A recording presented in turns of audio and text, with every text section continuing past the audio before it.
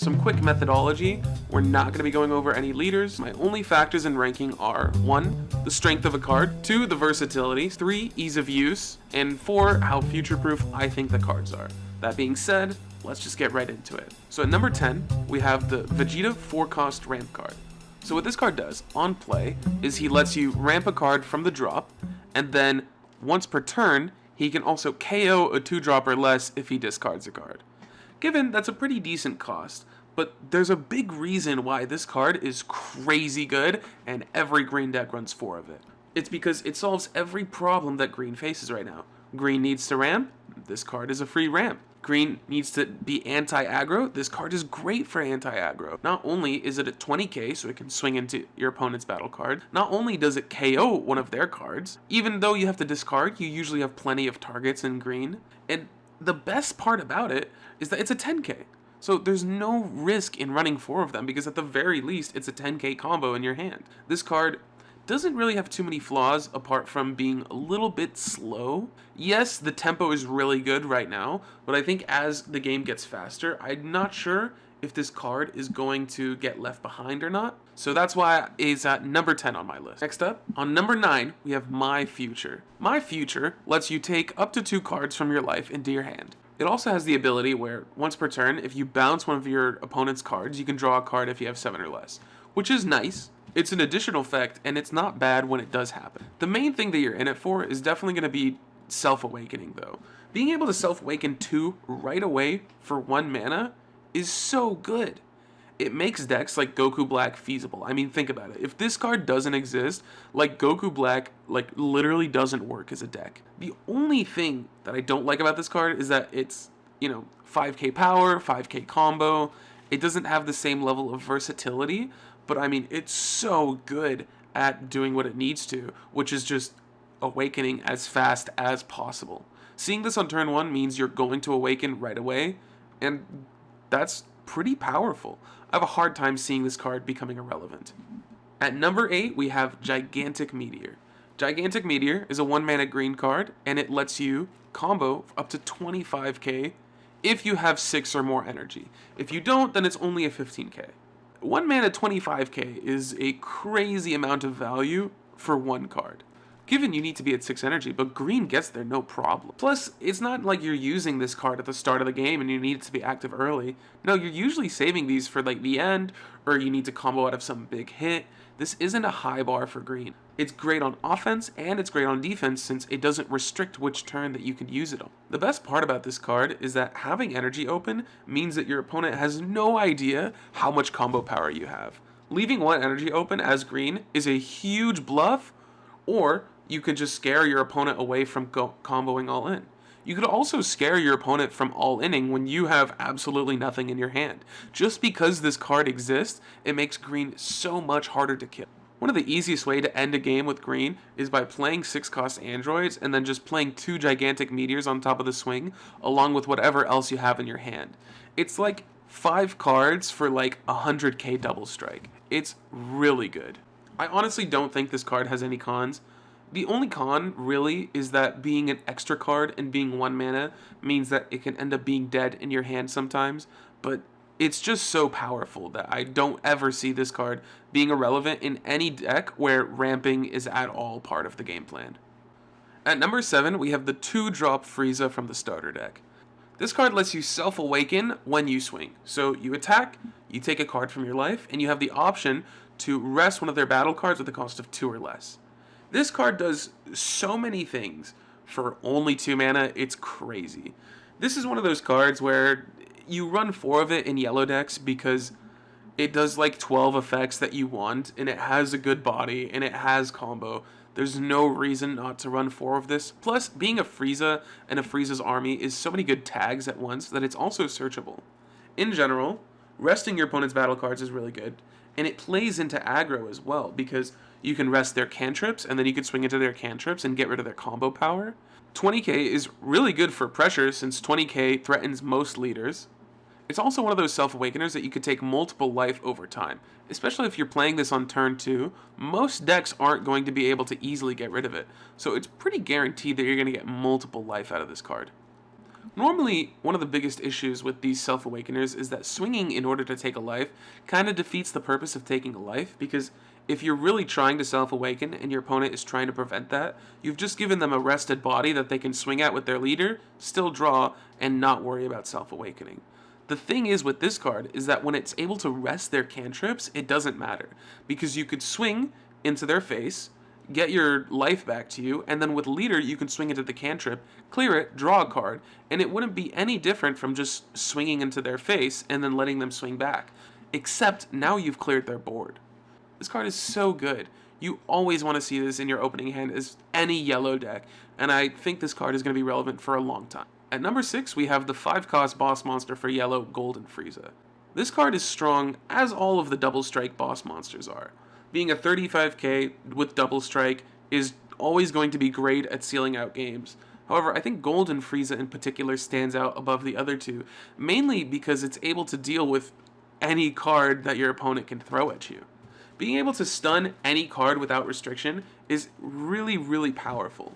This is compared to the Vegeta 5-cost double striker, who can only deal with 4-cost cards, and the Red Goku double striker can only minus 20k, whereas Golden Frieza can straight up stun a Broly, it can stun anything, it can stun the other boss monsters, while being pretty difficult to deal with on its own.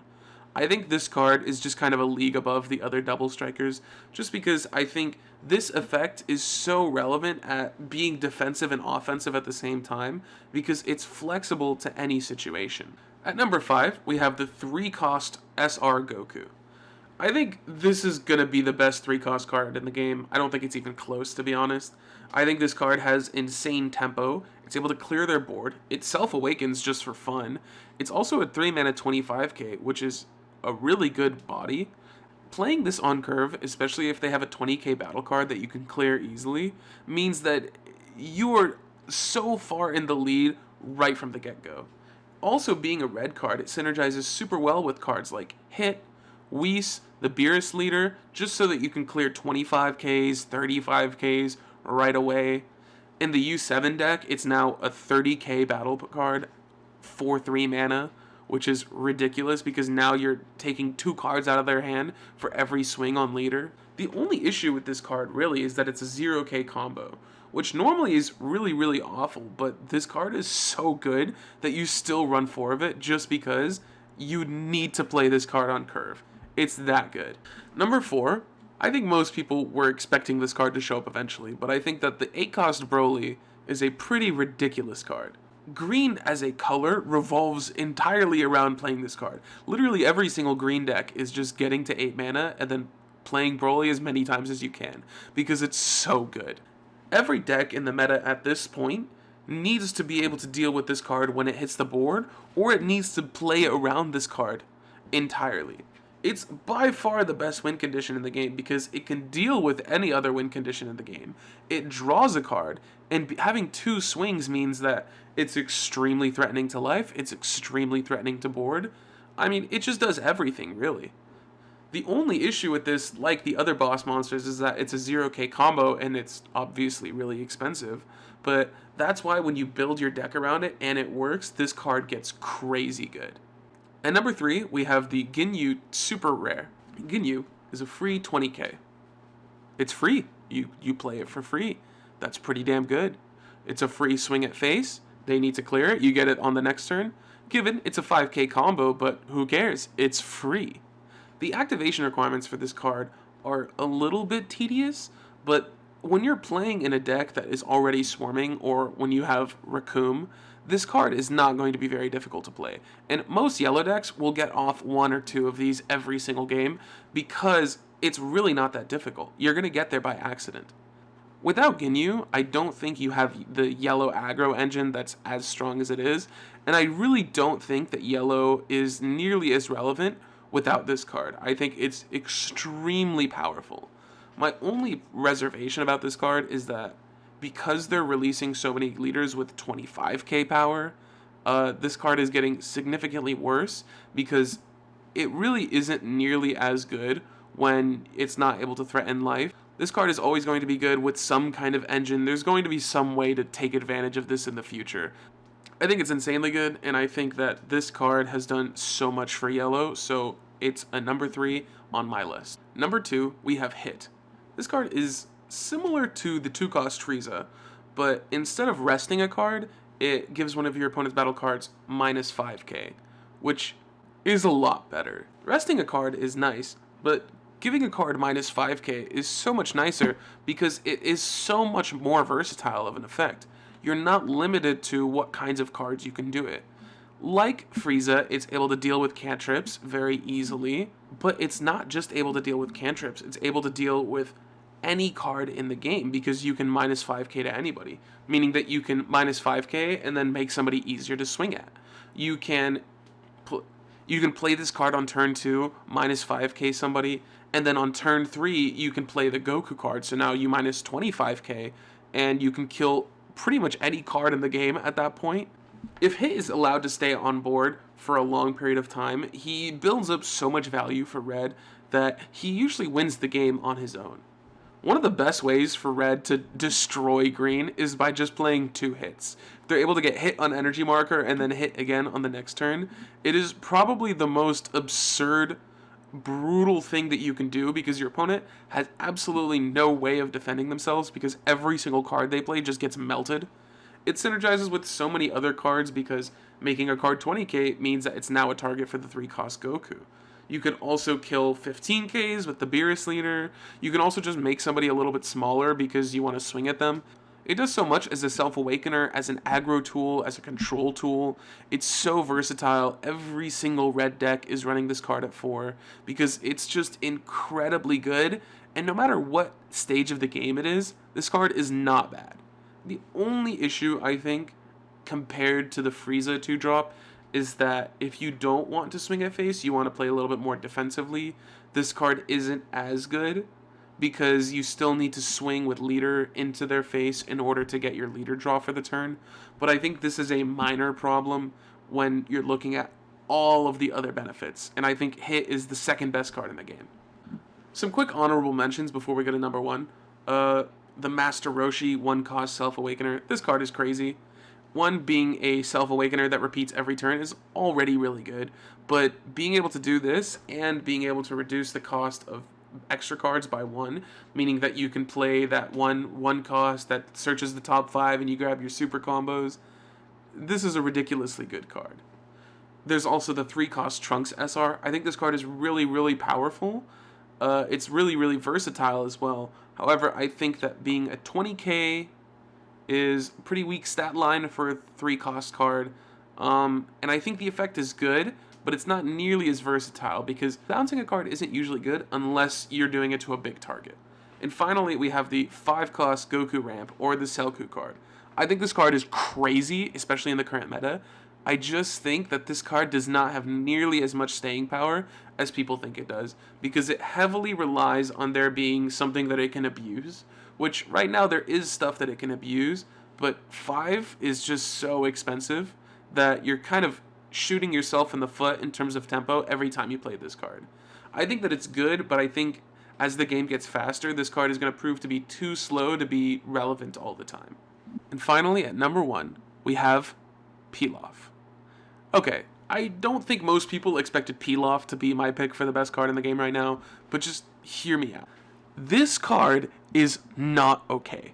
People do not understand how ridiculous this card is, and the only reason is because people don't play blue, or blue is hard to play, or whatever. This card can add a 1-cost Earthling from your drop tier. This card, by the way, is a 1-cost Earthling, so it can add itself, it can add extra cards, it can add whatever. It's not once per turn, so you can keep doing it. I don't know who thought that was okay, but that's whatever. It is itself a target, and it's a not once per turn. They are begging for this card to turn into an OTK. They are absolutely begging for it. I don't know why they designed it like this. I feel like it really should have been a once per turn card. They have genuinely limited themselves on 1-cost Earthlings so hard with this. I actually think it's bad card design. I think it's that broken. This card, at the moment, is only super strong with Final Hope Slash, which, given this is a super crazy combo, and it's kind of the best thing that blue has right now, but even then, I feel like they could very easily print a card that gets way, way, way more abuse out of this. And on top of all of that, it's a 10k combo. Just for fun, it's a 10k combo. I don't understand why they thought this card was okay. It is completely held back by the fact that blue is the weakest color right now. The only con you could say is that you need to be at 7 or less, which is, I think, a decent con, but it's still a ridiculously strong card. I think as far as power goes, as far as versatility, this card has such insane potential to just completely break the game. If there's a card to watch out for, I think this is the one right now. Anyways, that's my list. I'm thinking of also doing the top 10 worst cards in Fusion World, because I think there are some pretty awful cards in this game, and I think it'd be funny to rank them in a top 10 list. So look forward to that pretty soon. Let me know what you guys think of this, and I'll see you guys next time.